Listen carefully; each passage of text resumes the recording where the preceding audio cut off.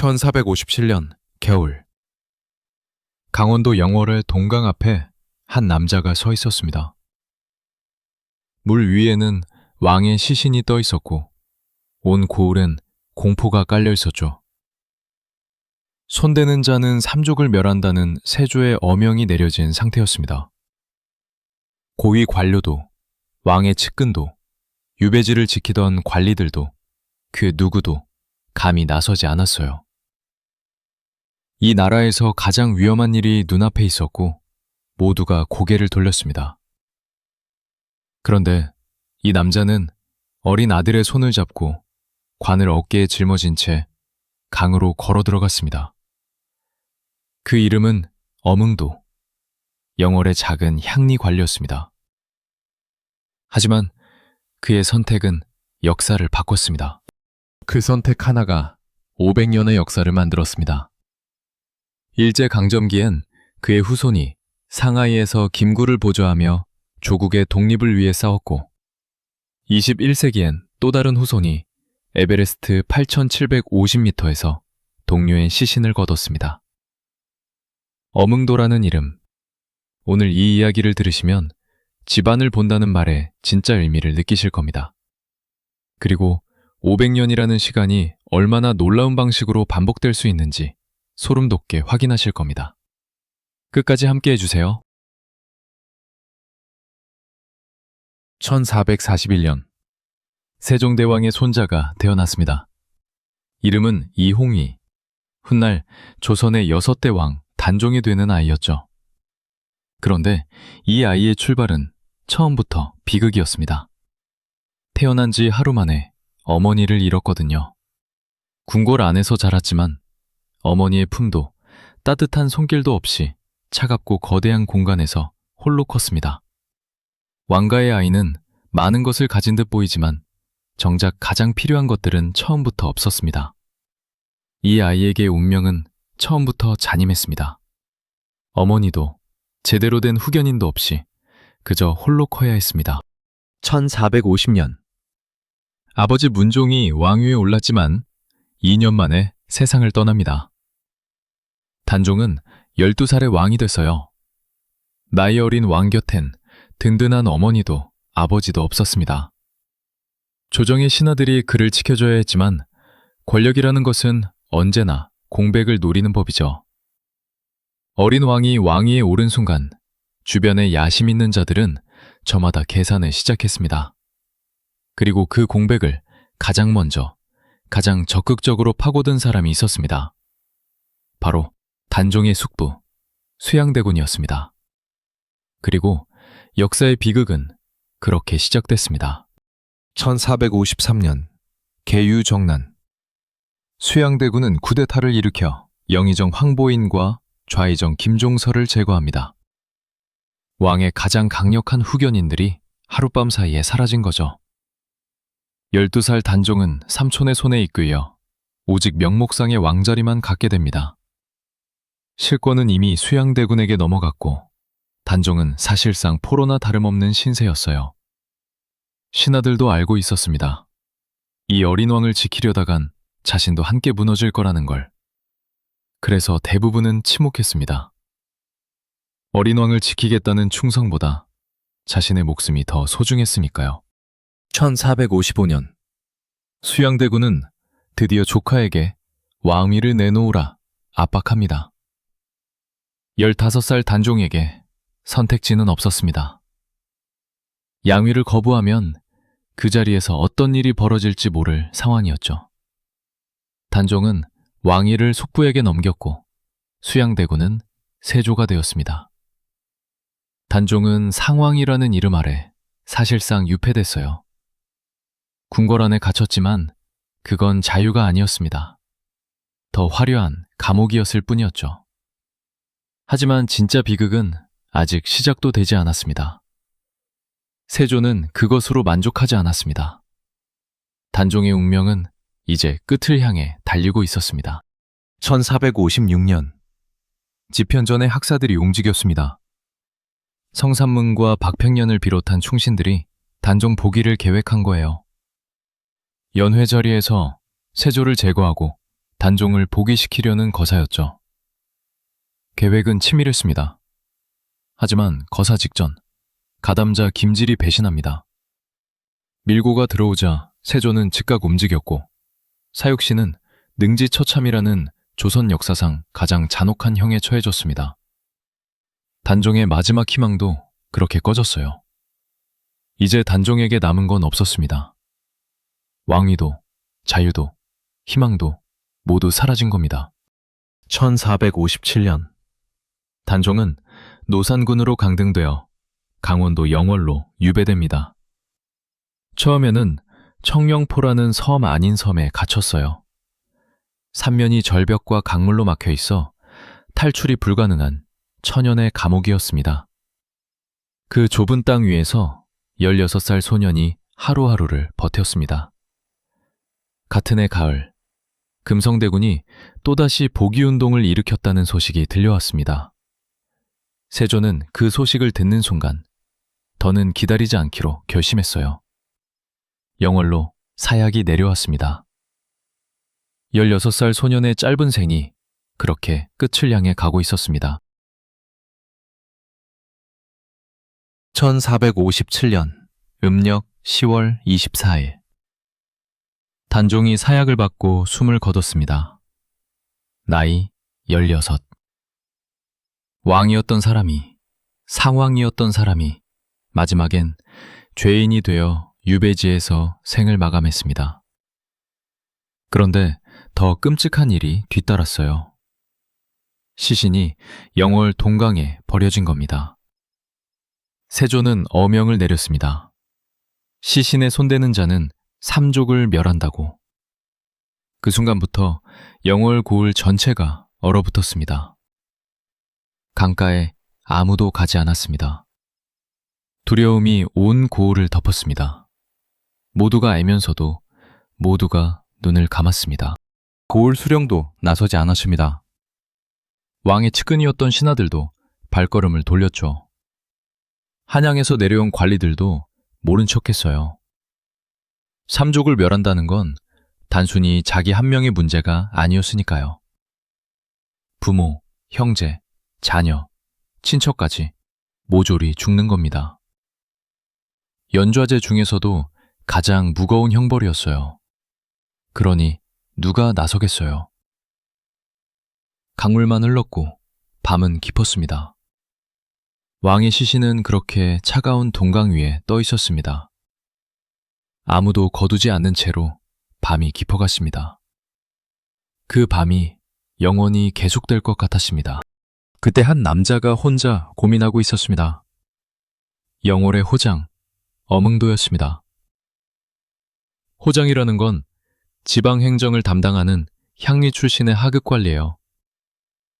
조선에서 향리 출신은 아무리 능력이 있어도 과거를 봐 고위직으로 오를 수 없는 신분이었습니다.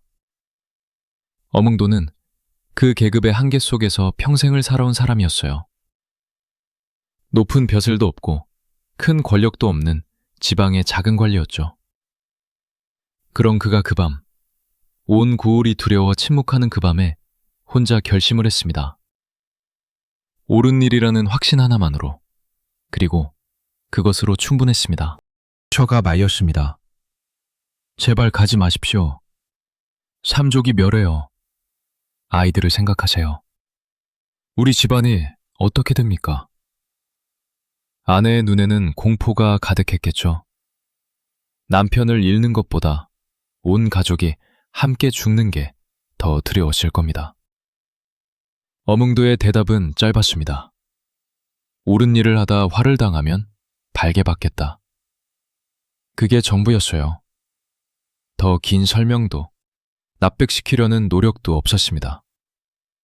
그는 아들을 깨웠습니다. 그리고 관을 어깨에 짊어졌습니다. 한겨울의 동강으로 걸어갔습니다.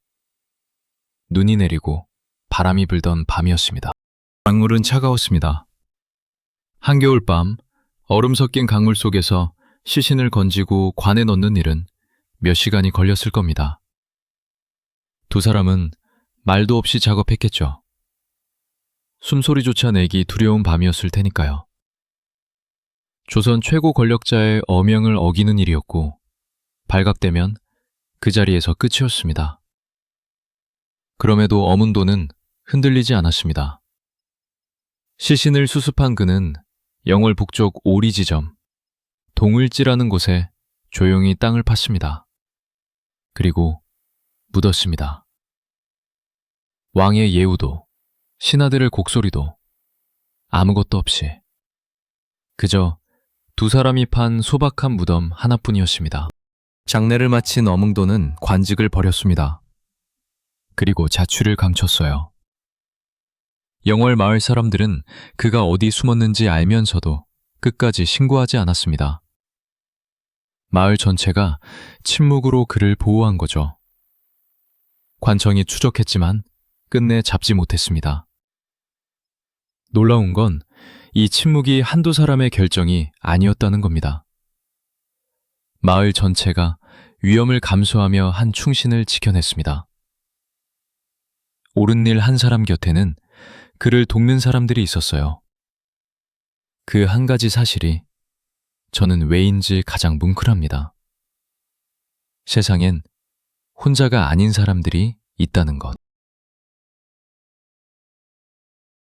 어문도는 살아남기 위해 비장한 결단을 내립니다. 세 아들을 각기 다른 방향으로 흩어보낸 거예요. 장남 호연은 경상도 문경과 예천 쪽으로, 차남 광수는 경상도 군위로, 삼남 성현은 함경도 안변 방면으로. 한 가문이 세 조각으로 나뉘어 전국에 숨어든 겁니다. 세조 정권의 추적을 피하기 위한 전략적인 결단이었어요. 아버지는 자식을 포기한 게 아니었습니다. 자식들을 살리기 위해 그들과 헤어진 겁니다. 그게 아버지가 할 수 있는 마지막 사랑이었습니다. 그리고 그 사랑이 500년을 살아남았습니다. 아버지는 아들들에게 이렇게 말했을 겁니다. 살아남아라. 그게 전부였겠죠.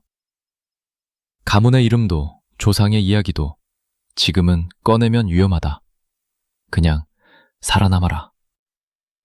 세 갈래로 갈라진 후손들은 각자의 땅에 뿌리를 내렸습니다. 영월 엄씨라는 이름을 숨긴 채 소장농으로, 장인으로, 한 마을의 평범한 주민으로 살아갔습니다.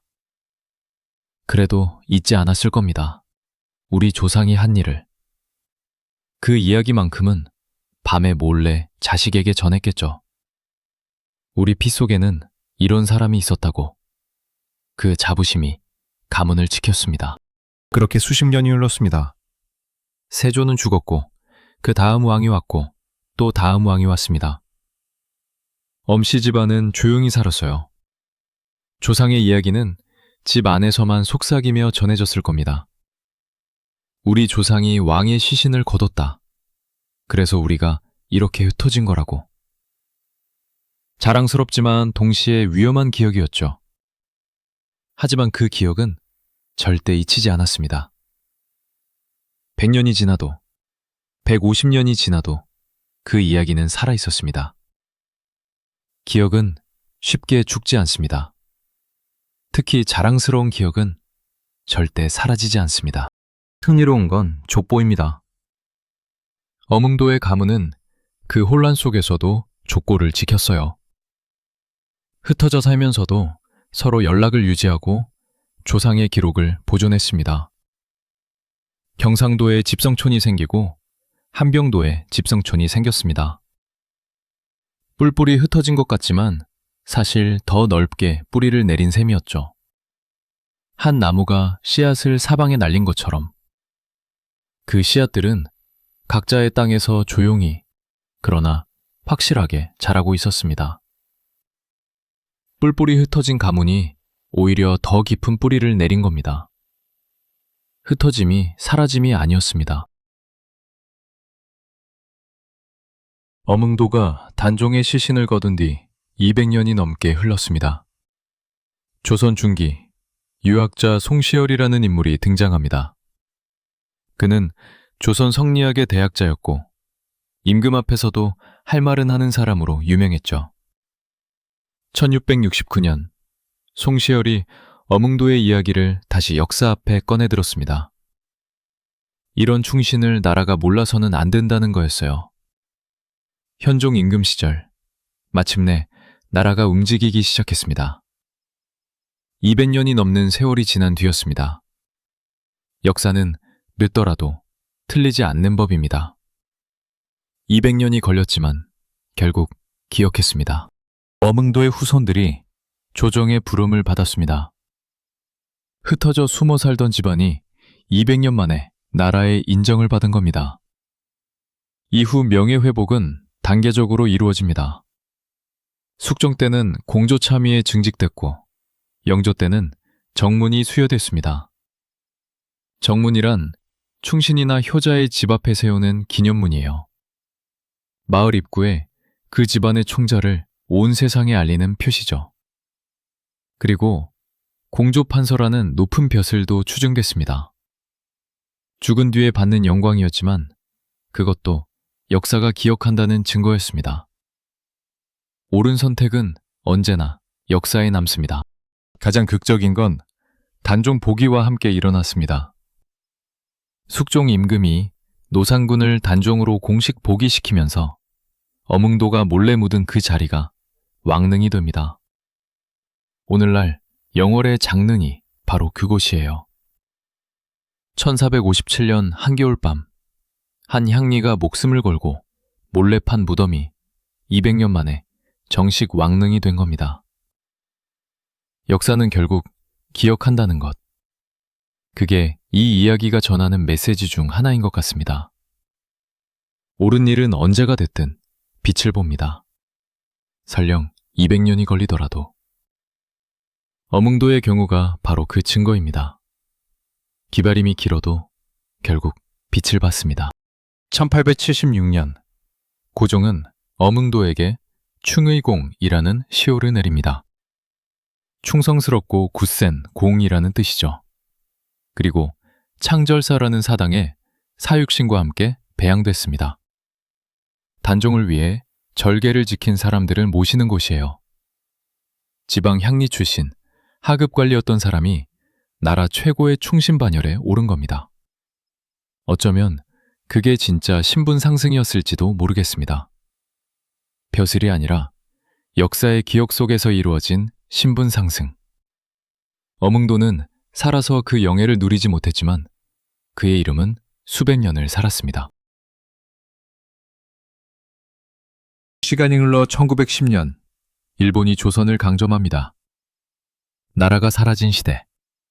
이때 어몽도의 후손 중 한 명이 중국으로 건너갑니다.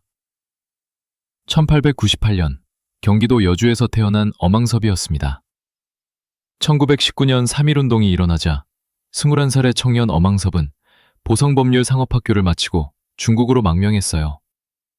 나라를 되찾아야 한다는 하나의 생각으로 가진 모든 것을 버리고 망명길에 오른 겁니다. 460년 전 조상과 같은 선택이었습니다. 두려움보다 의것을 앞세운 선택이었습니다.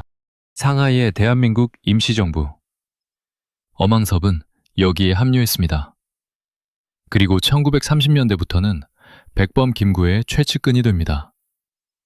판공비서, 한국독립당 선전부장, 임시의정원 의원. 화려한 직함들이지만 실상은 가난하고 지치는 망령 생활이었죠.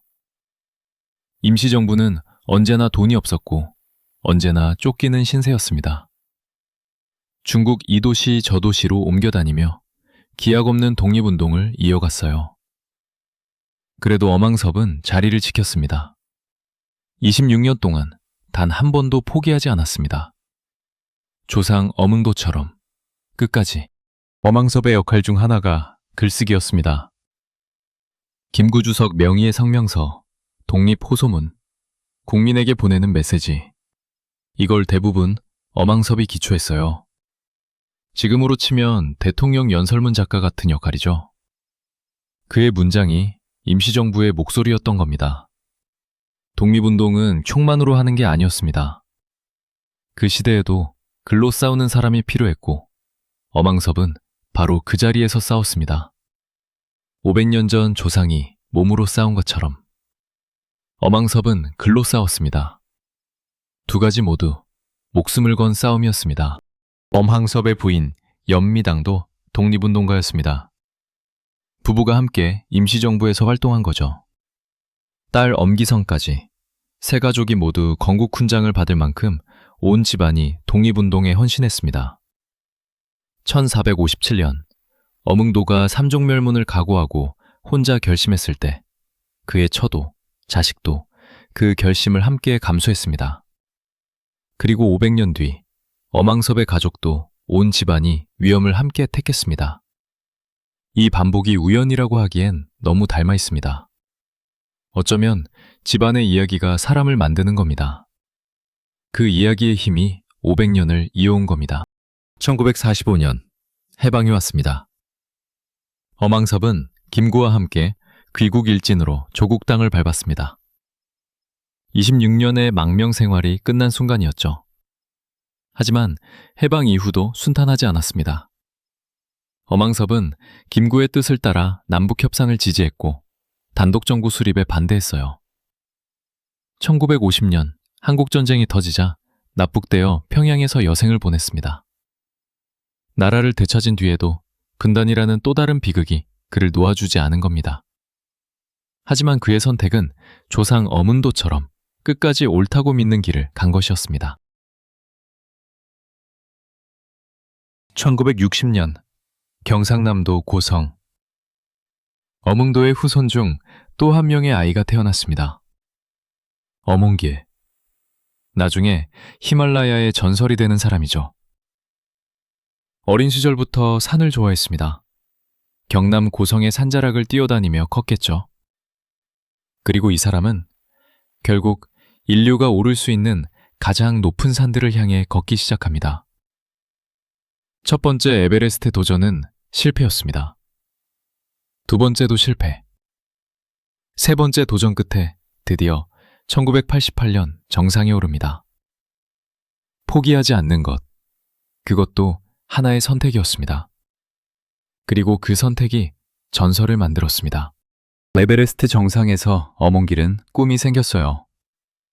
히말라야 8,000m 이상 봉우리 14개를 모두 오르겠다는 것. 이른바 14좌 완등입니다. 사실 이건 말이 쉽지 목숨을 건 도전이에요. 14좌 도전을 시작한 등반가 중 살아서 완등한 사람은 전 세계를 통틀어 손에 꼽습니다. 날씨가 나쁘면, 장비가 고장나면, 동료가 다치면 그대로 끝입니다. 어몽길은 그걸 알면서도 한 산씩 올라갔습니다. 위험 앞에서 멈추지 않는 것, 그 집안의 DNA였습니다. 500년 전부터 이어온 것이었습니다. 2000년, 13년의 도전 끝에 어몽길은 K2 등정에 성공하며 14좌를 모두 완등합니다. 아시아 최초였습니다. 인류 역사상 8번째였죠. 이후 어몽길은 8,000m급 위성봉까지 포함한 16좌를 세계 최초로 완등한 전설이 됩니다. 세계가 그를 주목했습니다. 하지만 어몽길은 나중에 이렇게 말했습니다. 14좌 완등보다 더 힘든 일이 있었다고. 2004년의 일이었습니다. 진짜 이야기는 지금부터입니다. 세계가 주목한 전설 뒤에 숨은 더 진한 이야기입니다. 집안의 이야기이기도 한 이야기입니다. 2004년 계명대 에베레스트 등정대의 후배대원 박무택이 정상 등정에 성공하고 하산하던 중 설맹에 걸려 조난됩니다. 해발 8,750m. 지구에서 가장 추운 곳, 죽음의 지대라 불리는 곳이에요. 영하 수십 도의 강풍이 몰아치는 그곳에서 박무택은 세상을 떠났습니다. 같은 원정대에서 추가로 2명이 더 사망했어요. 시신들은 영하의 얼음 속에 굳어간 채 산에 남겨졌습니다. 1년이 지나도 아무도 올라가지 않았습니다. 세계 어느 나라도, 어느 등반가도 나서지 않았습니다. 어몽길은 결심합니다. 올라가겠다고, 동료의 시신을 찾겠다고. 주변 사람들이 말렸습니다. 이미 8,000m 이상을 수십 번 오른 당신이 왜 또 목숨을 걸려고 하느냐고. 세계 등반 역사에서 시신 수습만을 목적으로 에베레스트에 오른 경우는 없었습니다. 전례가 없는 일이었어요. 하지만 어몽길에게 그건 이유가 되지 않았습니다. 동료잖아요. 그 말 한마디면 충분했습니다. 500년 전 어몽도가 옳은 일을 하다 화를 당해도 달게 받겠다 한 것과 같은 결이었습니다. 같은 DNA, 같은 선택이었습니다. 2005년 어몽길은 MBC 초모락마 휴먼 원정대를 결성했습니다. 3월에 네팔로 출발해 76일 만에 박무택의 시신을 발견했어요. 해발 8,300m 캠프에서 출발해 4시간 30분을 올라 마침내 찾았습니다. 그런데 박무택의 시신은 얼음으로 완전히 굳어 100kg이 넘었습니다. 데리고 하산하는 것 자체가 불가능했어요. 원정대는 한참을 묵묵히 서 있었을 겁니다. 이 상황에서 할 수 있는 최선이 무엇인지 고민하면서 그 침묵 속에서 답이 나왔습니다. 묵묵히, 그러나 분명하게. 어몽길과 대원들은 해가 가장 잘 드는 동쪽 경사면에 돌무덤을 만들었습니다. 박무택을 그 안에 모시고 대원들이 둘러서서 묵념했습니다. 바람이 불었고 눈이 날렸습니다. 8,750m 하늘 아래 치러진 장례식이었습니다. 그리고 어몽길은 내려왔습니다. 500년 전 조상 어몽도가 동강 앞에서 장례를 치르고 내려왔듯이 두 사람이 한 일의 본질은 정확히 같았습니다. 위험을 감수하고 아무도 하지 않으려는 일을 했습니다. 죽은 사람에게 예의를 다했습니다. 548년이라는 시간을 넘어서 이 두 장면을 나란히 놓아볼게요. 1457년 동강의 한겨울밤 어몽도가 왕의 시신을 거뒀습니다. 2005년 에베레스트 8,750m 어몽길이 동료의 시신을 거뒀습니다. 548년이라는 시간. 하지만 두 사람이 한 일의 본질은 정확히 같습니다. 아무도 하지 않으려는 일을 했습니다. 위험을 무릅쓰고 죽은 사람에게 예의를 다했습니다. 이 반복이 단순한 우연이라고 할 수 있을까요? 548년을 넘어 이어지는 이 흐름. 저는 그게 단순한 우연이라고 생각되지 않습니다.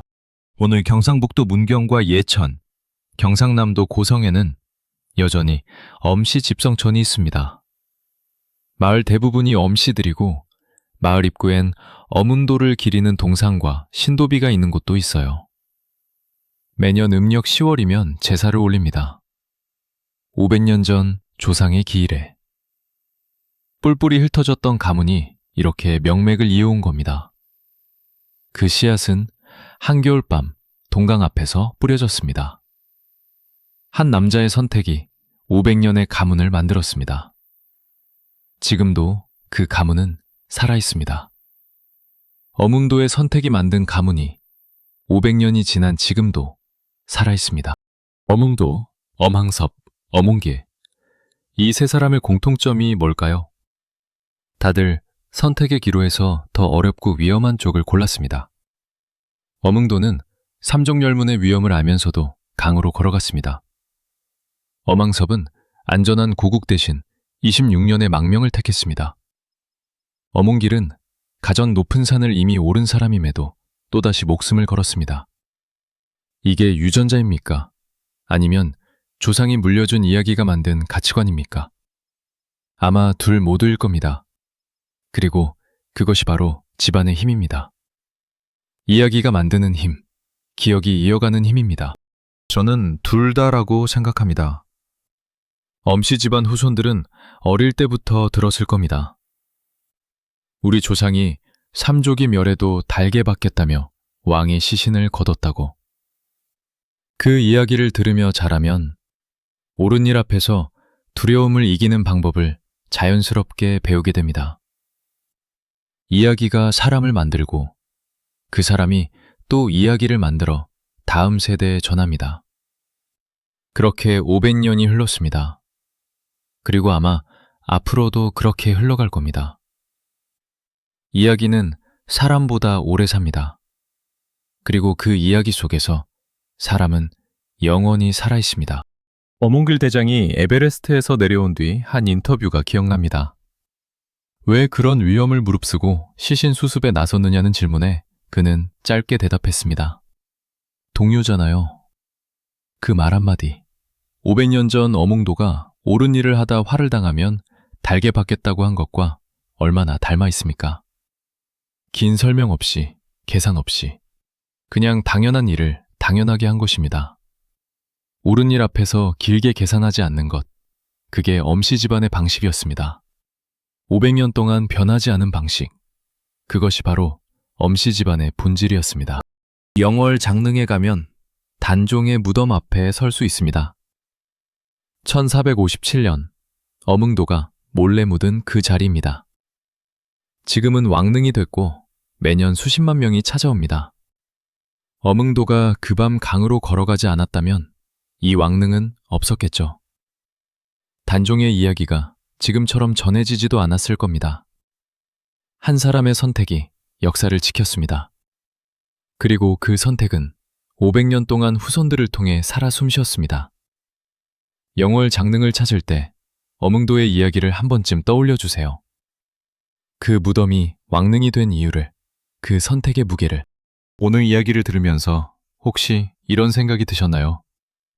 나라면 그 밤 강으로 걸어갔을까? 나라면 안전한 귀국 대신 망명을 택했을까? 나라면 이미 전설이 된 뒤에 또다시 목숨을 걸었을까? 쉽게 예스라고 말하기 어렵죠. 하지만 어몽도도, 어망섭도, 어몽길도 아마 그 순간엔 이게 옳은 일인지 그른 일인지 오래 계산하지 않았을 겁니다. 그냥 했습니다. 당연하게. 그 당연함이 500년을 이어온 겁니다. 그리고 그 당연함이 역사를 만들었습니다. 어쩌면 역사는 그렇게 당연한 선택들이 쌓여 만들어지는 것인지도 모릅니다. 역사는 사건의 기록이 아닙니다. 선택의 기록입니다. 어몽도는 어명 앞에서 선택했습니다. 어망섭은 안락함 앞에서 선택했습니다.